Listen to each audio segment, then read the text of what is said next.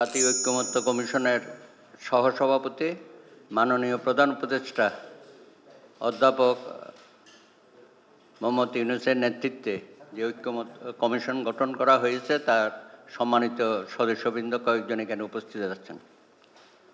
গণফোরাম জাতীয় ঐক্যমত্যের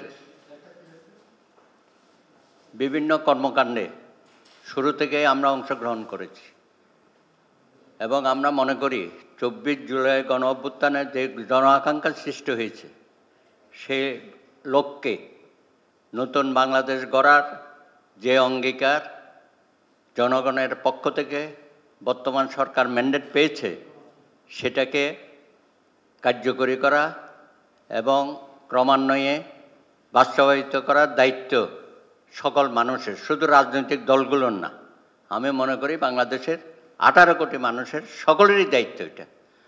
ধর্ম বর্ণ নির্বিশেষে আমাদের দেশের বিভিন্ন উপজাতি গোষ্ঠী যারা আছে তারা সহ সকলেই মিলেমিশে আমরা এই বাংলাদেশকে অগ্রসর করে নিয়ে যেতে চাই। তো এখানে অনেকগুলো প্রস্তাবনা, সংস্কার প্রস্তাবনা আসছে। অনেক বিষয়ে আমাদের দ্বিমত আছে। আপনারা জানেন যে আমাদের ডিসেন্টিং আছে, অনেক রাজনৈতিক দলেরও ডিসেন্টিং আছে। অনেকগুলো বিষয়ে আবার আমরা ঐক্যমত্যে পৌঁছেছি। তার মধ্যে দুটো বিষয়, একটা হচ্ছে আমরা বলেছি যে মুক্তিযুদ্ধের মাধ্যমে 30 লক্ষ শহীদ, 2 লক্ষ মা বোনের সম্ভ্রমের মধ্য দিয়ে আমরা যে বাংলাদেশ প্রতিষ্ঠা করেছি, সেখানে যে 72-এর সংবিধানের 4টি মূলনীতি ছিল, গণতন্ত্র, ধর্মনিরপেক্ষতা, সমাজতন্ত্র এবং জাতীয়তাবাদ। আমরা এই 4 মূলনীতি সংবিধানের সন্নিবেশিত থাকুক, এটা শুধু গণফোরামের আকাঙ্ক্ষা না, আমি মনে করি এটা জনগণের আকাঙ্ক্ষা। 30 লক্ষ শহীদের তারা যেই কারণে আত্মাহুতি দিয়েছে এবং 7.5 কোটি মানুষ এই যে জনযুদ্ধে ঝাঁপিয়ে পড়েছিল তাদেরও এটা আকাঙ্ক্ষা। তা আজকে যদি সেটা ব্যত্যয় ঘটে, আমি মনে করি এটা মুক্তিযুদ্ধের প্রতি আমাদের সম্মান যথাযথ আমরা প্রদর্শন করতে পারবো না। সেই কারণে আমরা বলেছি যে যে শব্দগুলো এখানে দেওয়া হচ্ছে, সাম্য, মানবিক মর্যাদা, সামাজিক ন্যায় বিচার, ধর্মীয় স্বাধীনতা, সম্প্রীতি, এইটা নতুন করে দেওয়া হচ্ছে। আমাদের প্রস্তাব ছিল একই সাথে 4 মূলনীতি, গণতন্ত্র, ধর্মনিরপেক্ষতা, সমাজতন্ত্র এবং জাতীয়তাবাদ, এই 4টি শব্দ সহ যদি এটা দেওয়া হতো তাহলে জিনিসটা আমাদের কাছে পরিপূর্ণতা লাভ করত এবং মুক্তিযুদ্ধকে আমরা পরিপূর্ণভাবে ধারণ করতে পারতাম। তবে আনন্দের বিষয়, আমাদের আরেকটা মূল বিষয় ছিল যে প্রোক্লেমেশন অফ ইন্ডিপেন্ডেন্স। খুব কম সংখ্যক জাতির এই প্রোক্লেমেশন অফ ইন্ডিপেন্ডেন্সটা আছে, যেটাকে আমরা বলি স্বাধীনতার ঘোষণাপত্র। আমেরিকার আছে, আমাদের বাংলাদেশের আছে 10ই এপ্রিল 1971, যেটার ভিত্তিতে আমাদের মুক্তিযুদ্ধ পরিচালিত হয়েছে।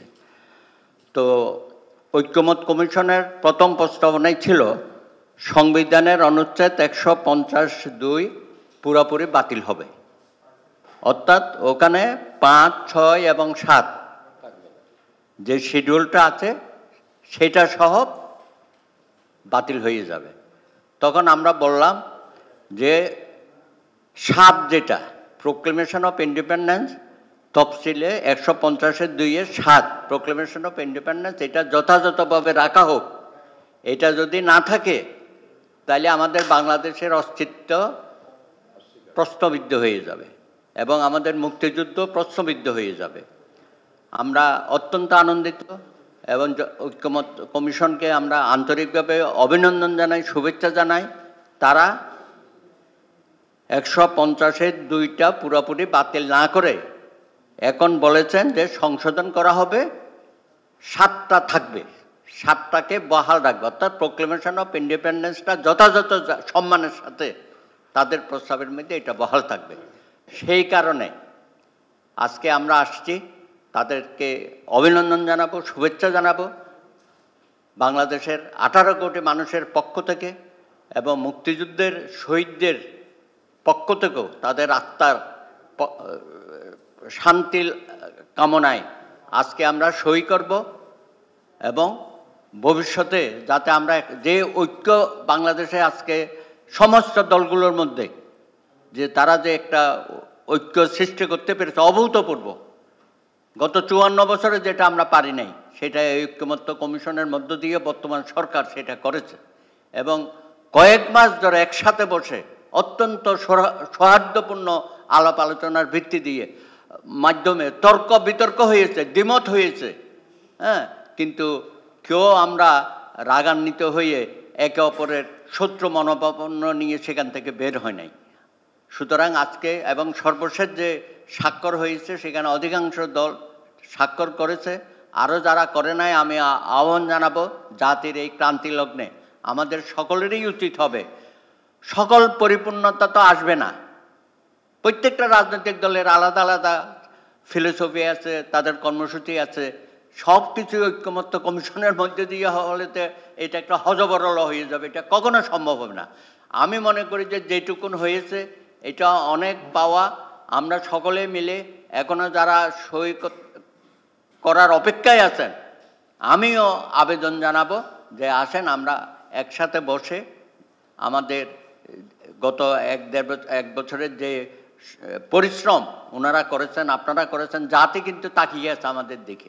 সুতরাং আমরা সকলেই ঐক্যমতের ভিত্তিতে এই স্বাক্ষরটা করি। আগামী দিনের নতুন বাংলাদেশ গড়ার ক্ষেত্রে সকলে আমরা সক্রিয় ভূমিকা রাখি। এইটাই হবে জাতির প্রতি আমাদের দায়বদ্ধতা। সকলকে ধন্যবাদ।